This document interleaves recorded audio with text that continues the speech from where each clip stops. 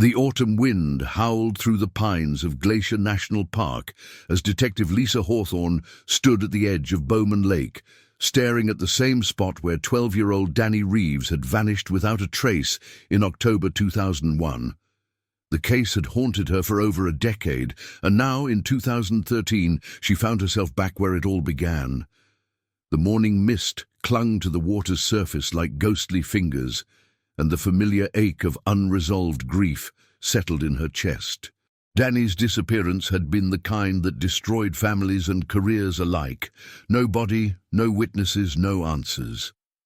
Before we dive deeper into this incredible story, we'd love to have you join our community. Hit that subscribe button and let us know in the comments where you're watching from. We read every single one and love connecting with viewers from around the world. The Reeves family had come to Montana from Minneapolis for what was supposed to be a healing vacation. Tom Reeves, an insurance adjuster, and his wife Janet, a nurse, had been struggling with marital problems and thought the wilderness might help them reconnect. Their son Danny, a bright kid with sandy hair and an infectious laugh, had been excited about the camping trip. The family had set up their tent at the Bowman Lake campground on October 15th, planning to stay for 5 days of hiking and fishing. On the morning of October 17th, Danny had asked permission to explore the shoreline while his parents packed up for a day hike. Janet remembered checking her watch. It was 8:47 a.m. when she last saw her son skipping stones into the crystalline water. When they called for him 30 minutes later, ready to head out on their planned trail, Danny was gone. His fishing rod lay abandoned on the rocky shore. His jacket hung neatly on a low branch, but there was no sign of struggle, no footprints leading away from the water's edge. The initial search had been massive. Park rangers, local law enforcement, FBI agents, and hundreds of volunteers had scoured every inch of the surrounding wilderness. They'd used tracking dogs, helicopters, and thermal imaging equipment. They dragged the lake bottom and searched every cave, every ravine, every possible hiding spot within a 20-mile radius. For weeks, the story dominated local news. Tom and Janet Reeves appeared on television repeatedly, pleading for information, their faces etched with the particular agony that only parents of missing children understand. Detective Hawthorne had been a junior investigator then, working under Detective Ray Patterson, a grizzled veteran who'd handled more missing persons cases than he cared to count. She remembered how Patterson had worked the case with dogged determination, following every lead, no matter how remote. They'd interviewed everyone at the campground, tracked down suspicious vehicles spotted in the area, and investigated every registered sex offender within a 100-mile radius. But as weeks turned to months, the leads dried up, the media attention faded, and the case grew cold.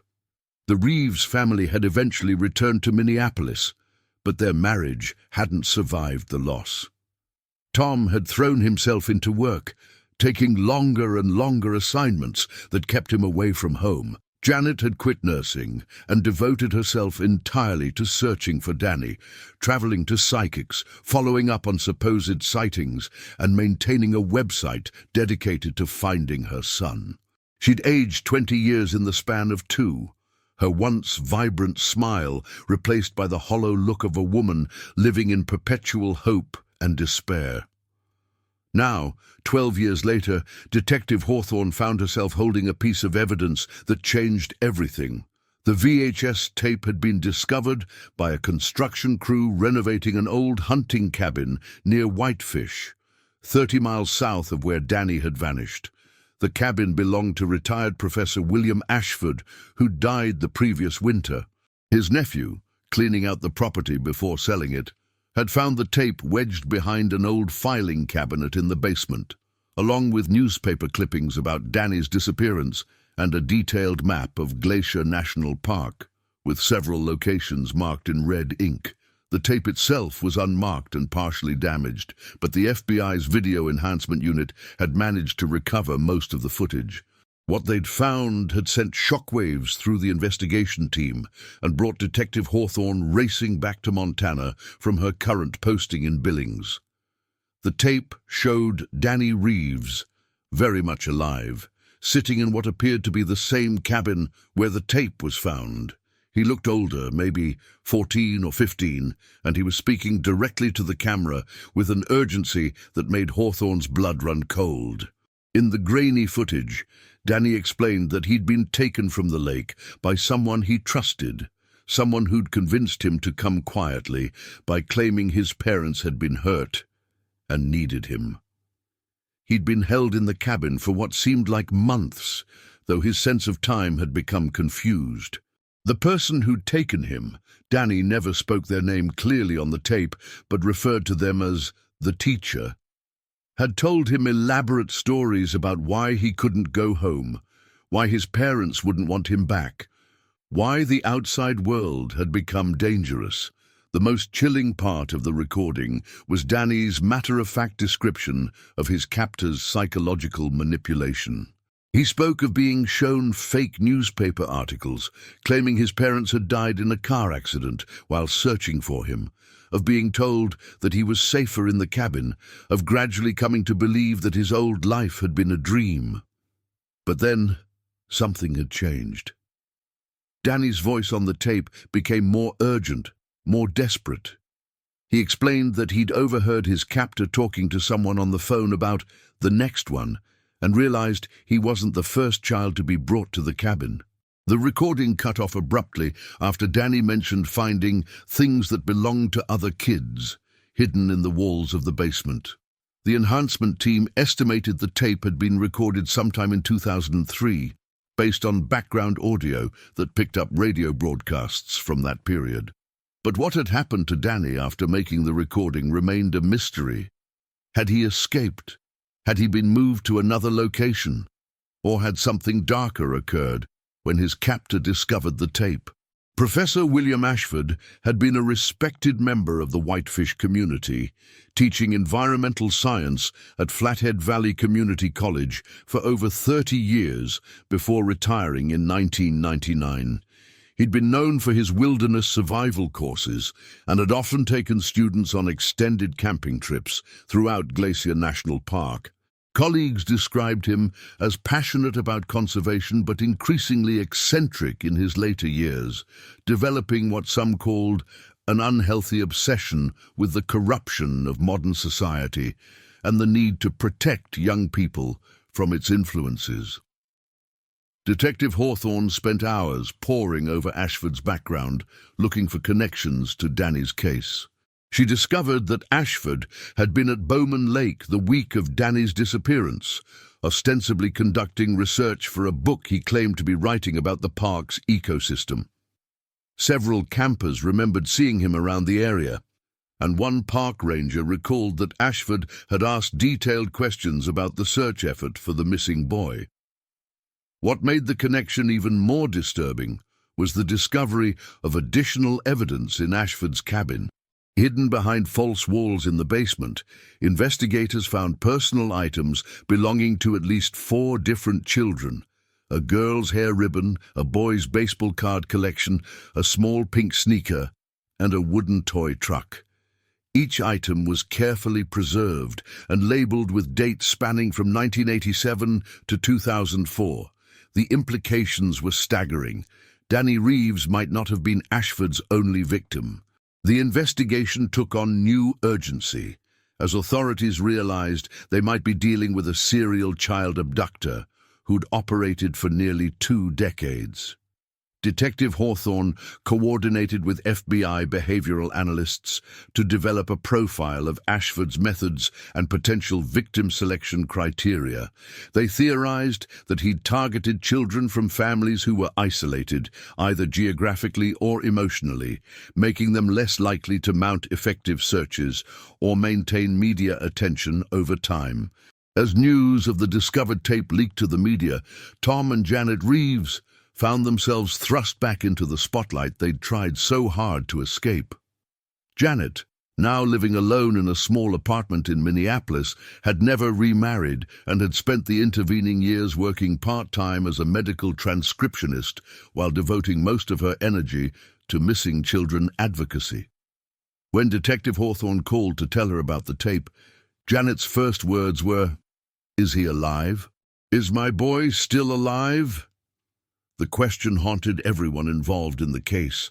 The tape proved that Danny had survived at least 2 years after his disappearance, but 9 years had passed since the recording was made.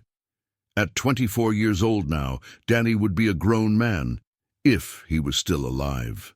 The possibility that he might have escaped and been living under a false identity somewhere gave the investigation team hope.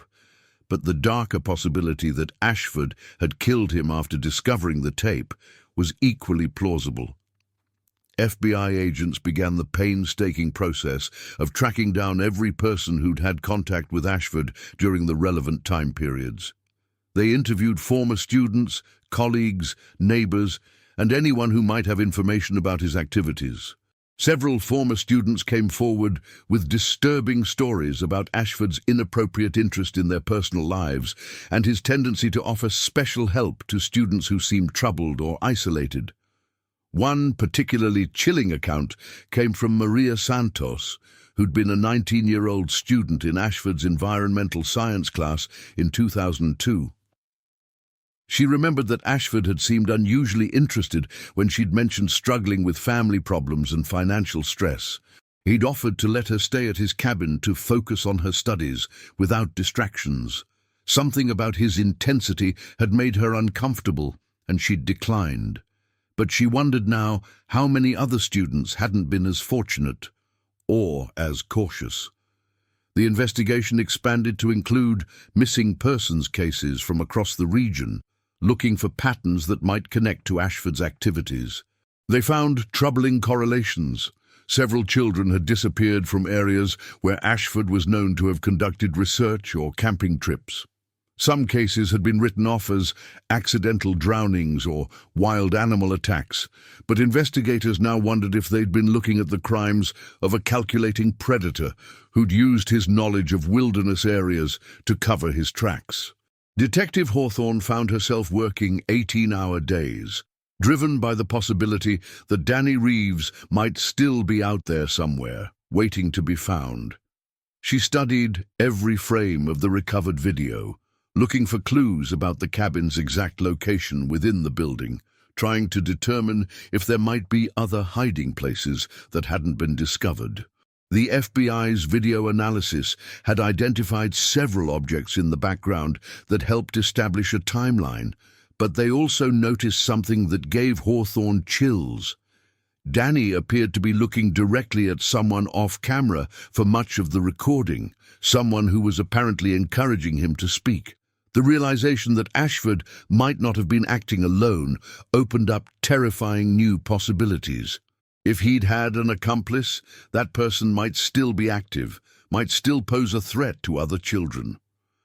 The investigation team began looking at Ashford's known associates, particularly anyone who'd helped him maintain the remote cabin or who'd had access to it during the relevant time periods. A breakthrough came when investigators discovered Ashford's detailed journals hidden in a safety deposit box at a Whitefish bank. The journals, written in a code that FBI cryptographers worked around the clock to decipher, contained meticulous records of his activities dating back to 1985. As the coded entries were translated, a horrifying picture emerged of a man who'd viewed himself as a savior of children, believing he was protecting them from what he saw as a corrupt and dangerous world.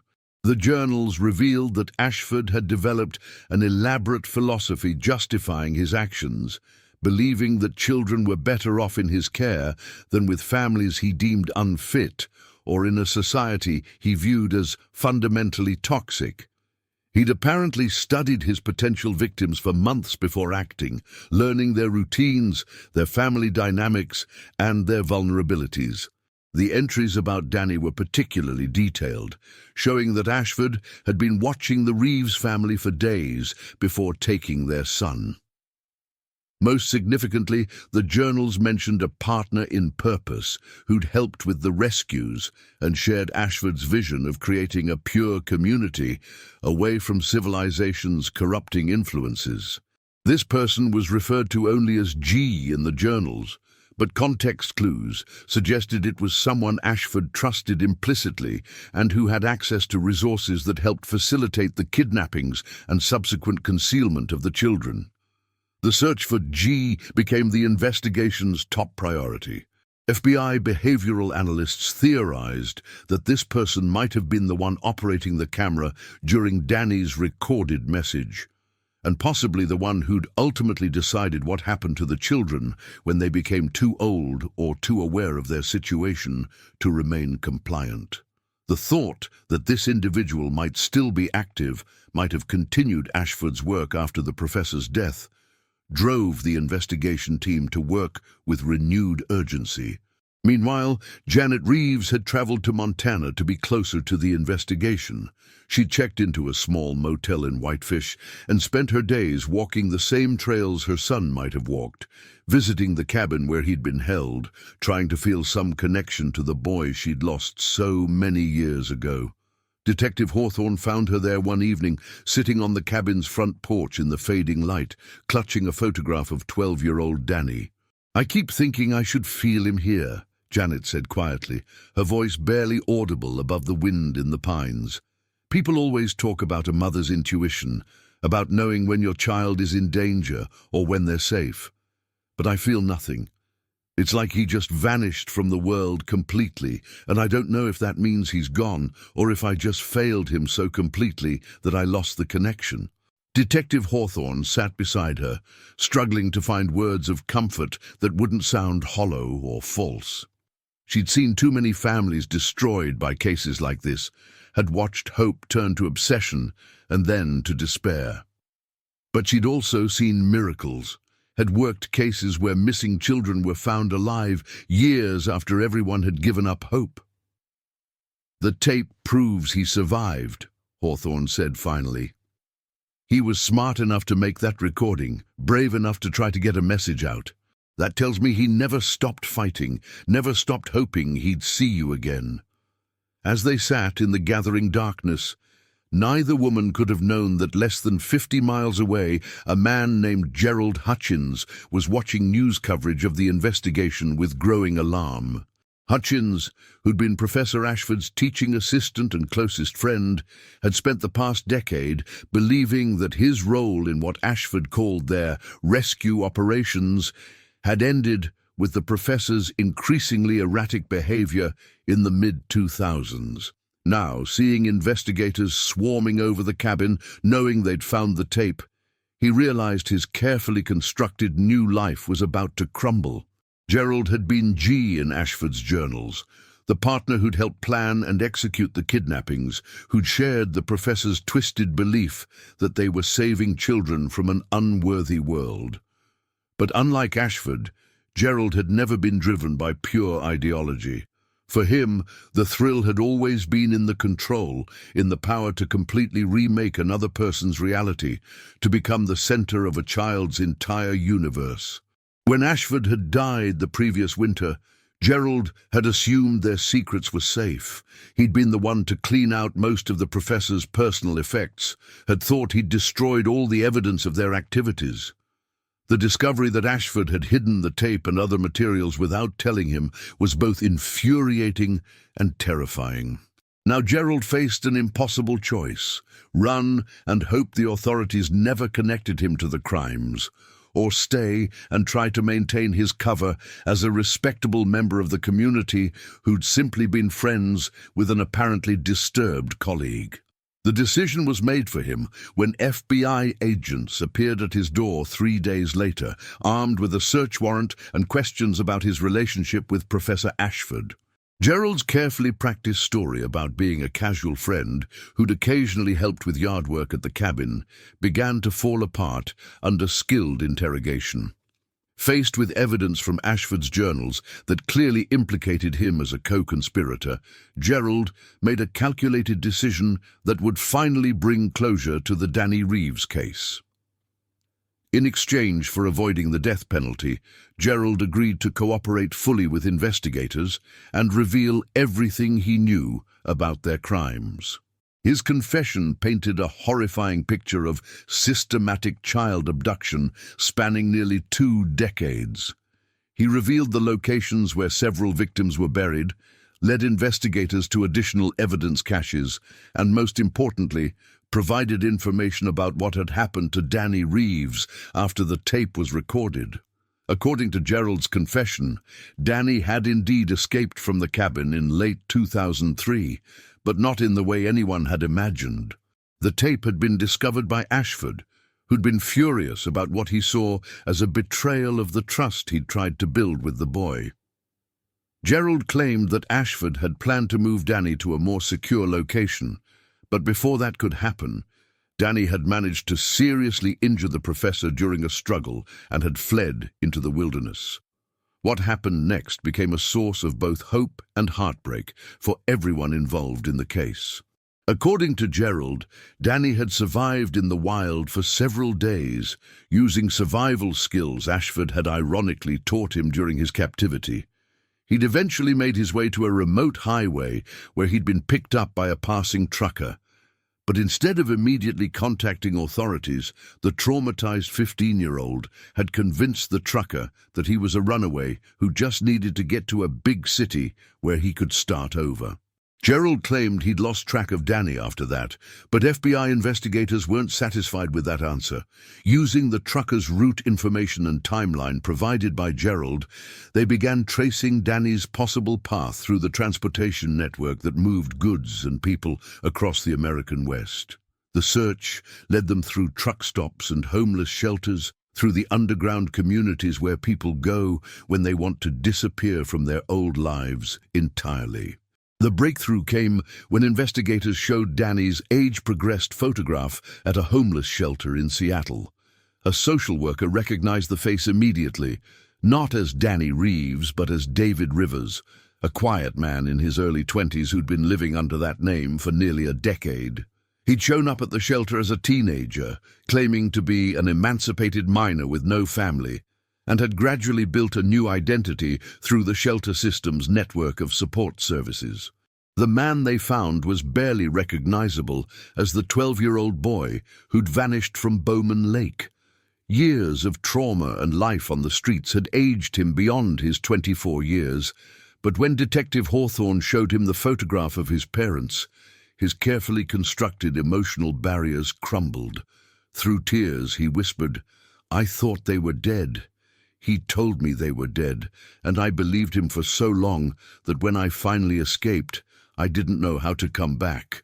The reunion between Danny and his parents took place in a conference room at Seattle Police Headquarters, with counselors and investigators standing by to help navigate what everyone knew would be an emotionally overwhelming experience. Janet Reeves, now 53 years old, approached her son slowly, as if he might disappear again if she moved too quickly. Tom, who'd flown in from Denver where he'd been working, hung back, uncertain of his role in a relationship that had been frozen in time for 12 years. Danny, who'd lived as David Rivers for so long that he sometimes forgot his original name, struggled to reconcile his memories of his parents with the older, sadder people standing before him. The 12-year-old's image of his strong, confident father had been replaced by a man who looked broken by years of guilt and regret. His mother, once vibrant and always smiling, now seemed fragile, as if hope deferred had crystallized into something brittle that might shatter at any moment. The conversation was halting, awkward, filled with the weight of lost years and shared trauma. Danny learned that his parents had divorced, that his father had remarried and divorced again, that his mother had never given up searching for him.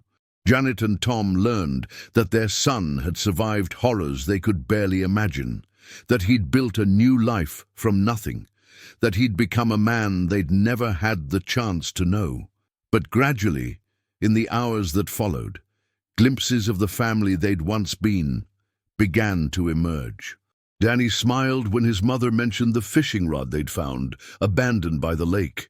He remembered being excited about using it that morning, remembered thinking about the fish he'd catch and how proud his parents would be. Janet laughed through her tears when Danny asked if she still made her famous chocolate chip pancakes, the ones that had been his favorite breakfast on special occasions.